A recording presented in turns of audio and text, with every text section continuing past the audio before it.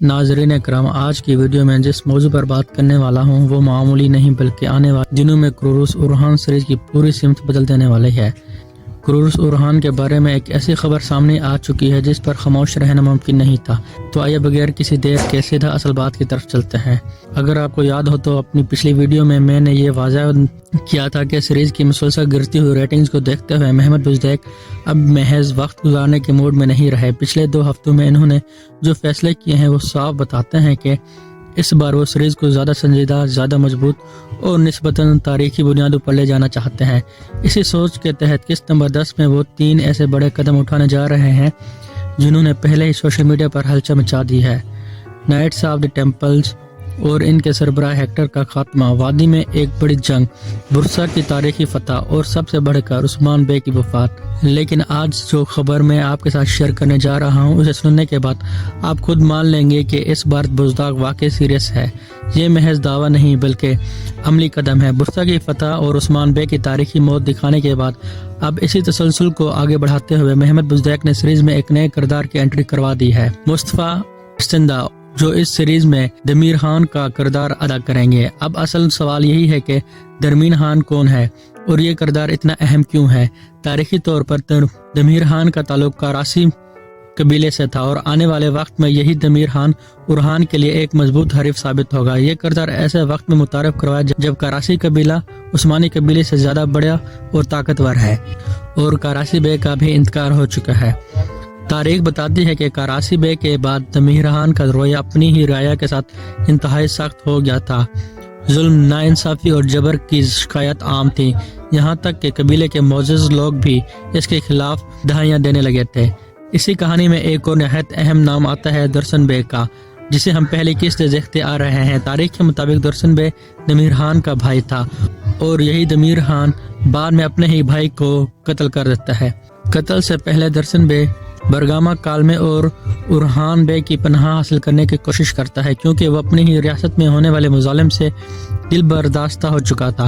आखिरकार करासी कबीले की अवाम की दरख्वास्त पर 1361 ईस्वी में उरहान गाजी करासी कबीले को उस्मानी रियासत में शामिल कर लेते हैं। अब आप खुद अंदाज़ा लगा सकते हैं कि दमीर खान की एंट्री के बाद कहानी किस कदर संजीदा और ख़तरनाक मोड़ पर जा सकती है।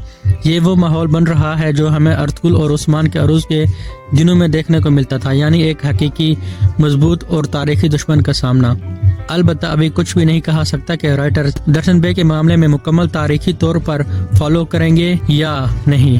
अगर तारीख के मुताबिक दिखाया गया तो दरसन की मौत और हरीमा के साथ इसकी जोड़ी के फैंस के लिए एक बड़ा सदमा हो सकता है, लेकिन फिलहाल इस अंजाम में अभी वक्त है क्योंकि तारीखी तौर पर यही दरसन करासी कबीले के उस्मानी रियासत में शामिल होने की एक बड़ी वजह बनता है।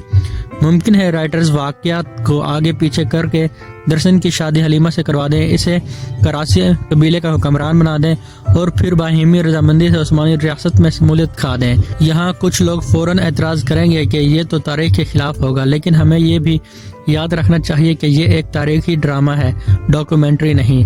सुल्तान फातेह हो या अर्तुगरुल गाजी, किसी भी सीरीज में मुकम्मल तारीख नहीं दिखाई गई। अर्तुगरुल सीरीज में तो महज 10% तारीखी मवाद था, बाकी सब फिक्शन था।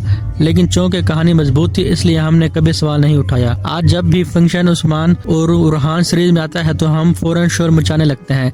अब आने वाली किस्त एक ऐसी किस्त होने वाली है जो दिल तोड़ देने वाली होगी। उस्मान गाजी वो किरदार जिसने अर्तुगरुल के बाद हमारे दिलों पर सबसे गहरा असर छोड़ा, अब हमें अलविदा कहने जा रहा है।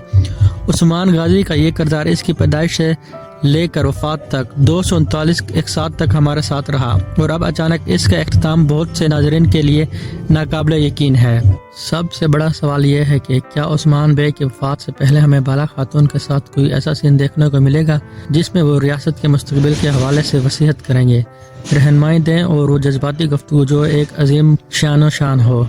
क्योंकि उस्मान तो चले जाएंगे मगर बाला खातून बतौर अमानत अपनी जिम्मेदारी निभाती रहेंगी। हम सिर्फ सास बहू की लड़ाइयाँ नहीं बल्कि वो ताकतवर मुनाज़िर चाहते हैं जो उस्मानी रियासत की बुनियाद, इसकी ख़वातीन के किरदार और नीलोफर खातून के मुस्तकबिल की तैयारियाँ को वाज़ेह देखना चाहते हैं।